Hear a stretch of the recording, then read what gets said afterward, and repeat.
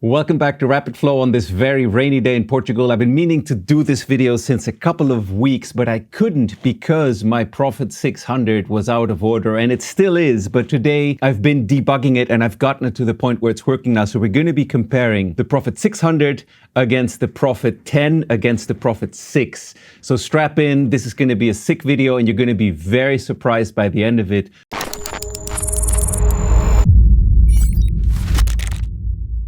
So before we start, if you'd like to support the channel, leave a like, subscribe, share this video with someone. If you end up buying one of these synths based off of this, please leave it in the comments. Or if you own one, leave it in the comments. Tell us what you think. We're super curious about this. If you're not in a position to buy one of these Prophets, but you want access to these sounds, check out Zensphere. It's our VST plugin that I created by sampling not only these 3 synths note by note, but also 15 more synthesizers. And on the way in, I used all of this sick outboard. All of it was converted with these Prism Orpheus converters, and you get pre-mixed sounds using outboard gear, hardware synths, ready to go in a VST plugin. It sounds exactly like what you heard today. And now let's get going with the video. So we're going to start by listening to the Prophet-6, which is connected via MIDI on the Waldorf Iridium that I have below here. Let's have a listen. And we're going to start with all of these with a bit of reverb on them to make it real life, but we're also going to listen to it clean without reverb in a minute. Okay, let's have a listen.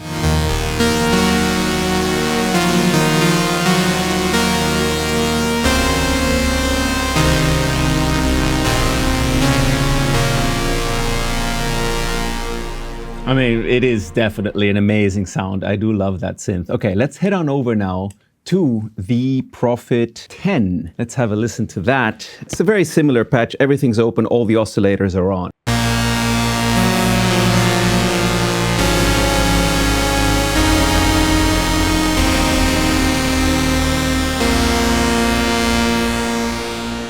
So yeah, obviously it's super amazing sound. I mean, you know, it's the polysynth. But now let's have a listen to the Prophet-600 and you might be surprised what this guy sounds like.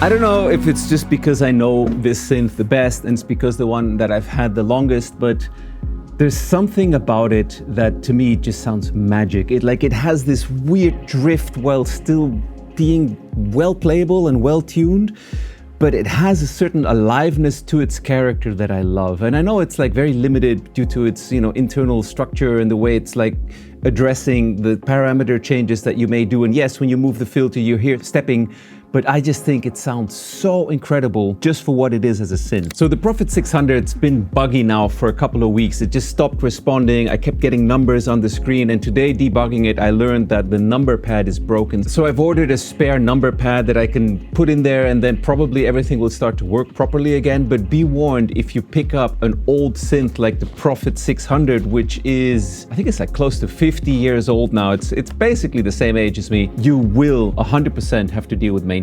And a very important pointer, I personally think the version without the Gliggly mod sounds way better. I've heard versions with the Gliggly mod and it sounds much more precise and clean and actually doesn't have a lot of the things that I find really beautiful about the Prophet-600. Let me tweak the parameters on it a bit so you get a bit of a deeper listen into it, and then I'm going to switch off the reverb and we'll also have a listen without reverb. Okay, let's have a listen to this, its filter, etc.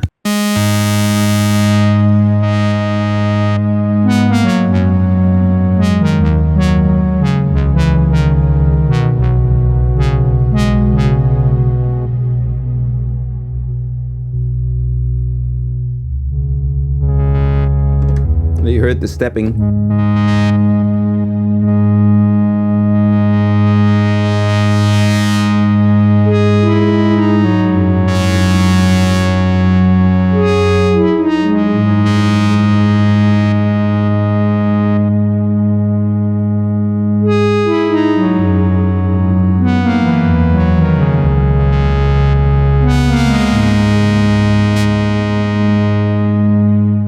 Yeah, it's just, yeah, it's incredible. So to me, the Prophet 10, it sort of sits in between the Prophet 6 and the Prophet 600. Like the Prophet 600 is wild and it's wobbly and it's kind of all over the place, and I kind of learned to love it for the fact that it's a little bit unpredictable. It's not always going to do exactly what you want, but what it's doing in between those moments to my ears and heart is just magic. Now, the Prophet 6 is kind of almost the opposite of that. Let me switch back to it and give you a quick play on it. The Prophet 6 to my ears, it's like the most precise, perfect one of them all. And I know it does have the vintage, like the slop that we can add, which we're gonna do in just a sec. Let's have a listen to this one also with some envelope filter modulation.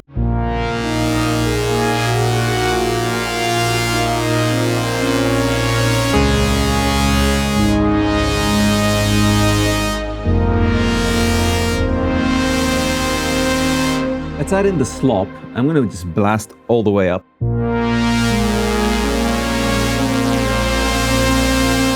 So yeah, the slop definitely also affects the oscillator pitch a lot.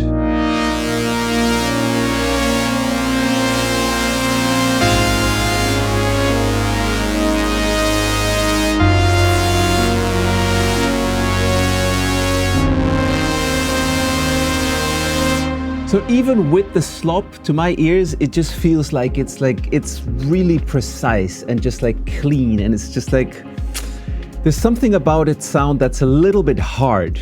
Having said that, if you need it for everything, this is the one to go for, because you can get super good little chord stabs and stuff out of it. Like its envelopes, the way it works, this pan spread function that it has is super cool also, where you can start to pan out the voices in the stereo panorama. The delays are okay, the reverb so la la.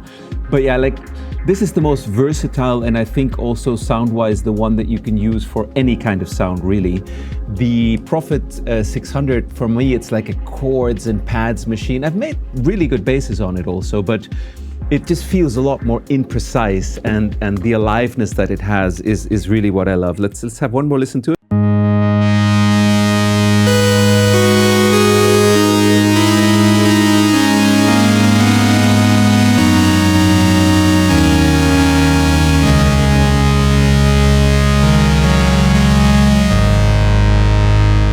Just beautiful. Yeah, you hear how the oscillators and everything kind of wobbles, but it wobbles, to my ears, in a much more organic way than it does on the slop of the Prophet 6. Now, let's have one more listen and listen over to the Prophet 10. I'm gonna add some of this vintage to it.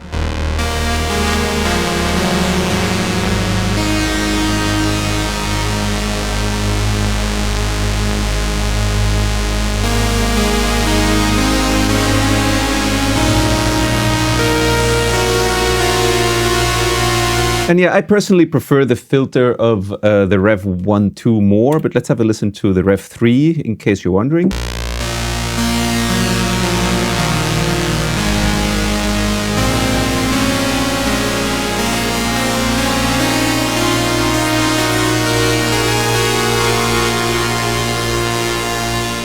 Okay, let's listen one more time to the Prophet 600, and then I'm going to switch off the reverb.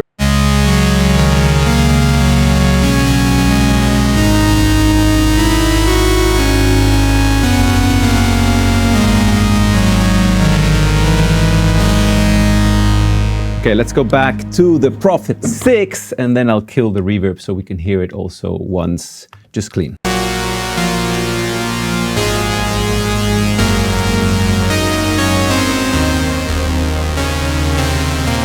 There's something about the oscillators and the way they fluctuate and resonate on the Prophet 600 that I like better, somehow. Let's do this again now, and I'm going to kill the reverb and just play through these clean. So yeah, I have the reverb routed into the DAW, so I'm just muting the channel here. Now we're hearing the synths just clean going in, and let's start with the Prophet 600.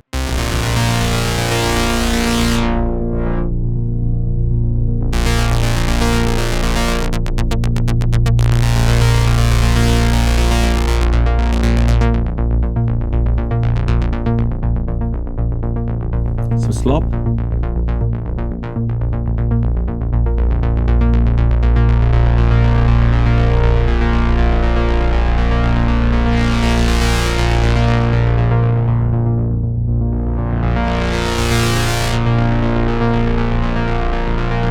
So yeah, really, really great sounding sound, punchy, but it doesn't have that wobble and that aliveness that I love about the other two. Okay, let's go back to the Prophet 10 for one final listen without reverb.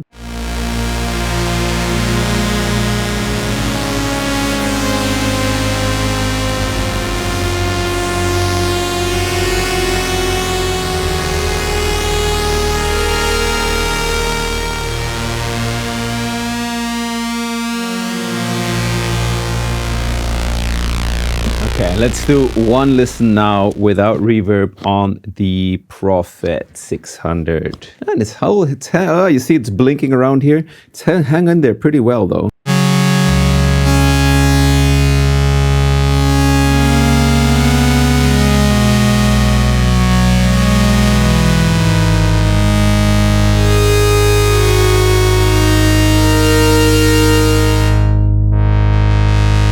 Yeah, you can hear very clear stepping on this.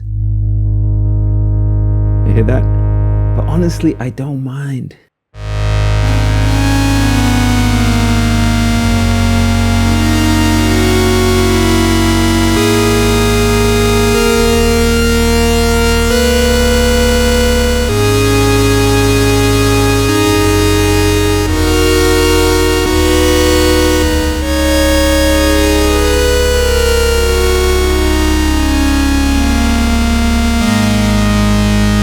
So I'm very curious on your take on this. Which did you like the best and why? And do you hear differences or not? Am I just crazy? To summarize my recommendation, if maybe you're considering to buy one of these, now that I know them and can hear them directly one after the other, what would I say? So I think the Prophet 6 is the most versatile. You can do everything with it. It has this nice pan stereo voice spreading function. It has some built-in effects. The delays are quite okay.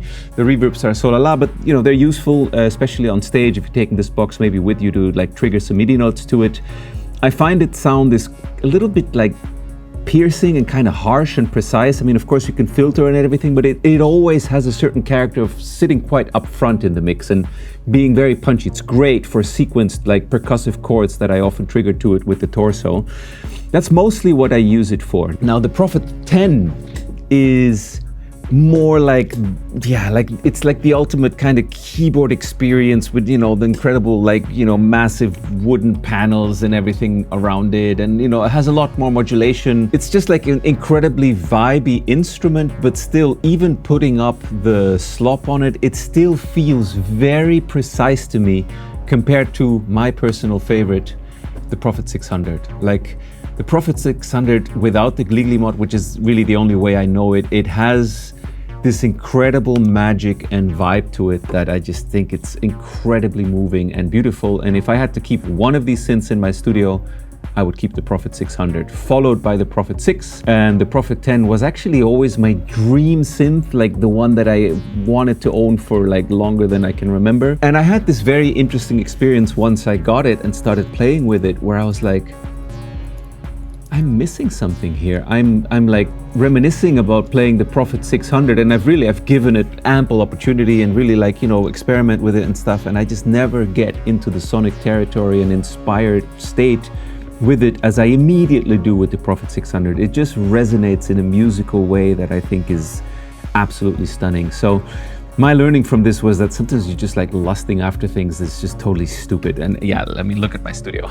I'm at risk of doing stupid things related to gear acquisition. The one thing, I mean, you can grab Prophet 600s all over the place. I've seen them go for like 12, 1300 serviced without the Gliggly mod. With the Gliggly mod, people charge more for them, which I think is an error. I think really these should not be Gliggly modded, because the ones that I've heard on YouTube sound similar more to the Prophet 10, like they're just more like razors, just like straight, nothing really resonates the way that I'm hearing now from the Prophet 600. And actually some people under a video of mine where I was talking about this stuff said they felt the same way. So it seems to be it's not just my ears. But yeah, you can still pick up a Prophet 600 really cheap. However, know that you will at some point run into issues. It's like a 50, 40, 50-year-old machine, depending on how early it is. It has MIDI. It's like actually the very first synth in the world to ever have MIDI from the factory was that guy, which is amazing. It's like such a cool piece of history. I think that Dave Smith and his team back in the day did something incredible. Basically porting the Prophet 5 to the Prophet 600 was considered a poor man's Prophet 5. Dave, thank you for making all of these incredible instruments. To my taste, the Prophet 600 is incredible, but of course you can make incredible sounds and music with any of these. I just thought it would be a really interesting experiment to hear these one after the other so that you can see what it sounds like to my ears, share that with you. I'm aware that the Behringer P8 or Pro 8 or something along those lines, Pro 800 is out there. It's basically a Prophet 600 with 8 voices, but it does have the Gleegly mod built right into the board, and I'm not sure if there's a way to defeat it. I doubt it. Have a listen on other YouTube videos. Now you have a reference for what all these synths sound like, and if you A/B between a couple of other ones, then I guess you'll know which is the one for you. Okay, so that was it for me today. A quick reminder that if you want access to these sounds, you can grab them in Zensphere. We'll leave a link in the description. That's our synth that contains not only these 3 synths, but 15 more. And yeah, I hope this video was interesting. I hope you got something from it. I hope that the nuances in sound come through the YouTube compression algorithm. And if you have an opinion on what you thought was the best, please leave it in the comments below. I'd love to hear. And yeah, I'll see you on the next video. Take it easy. Bye-bye.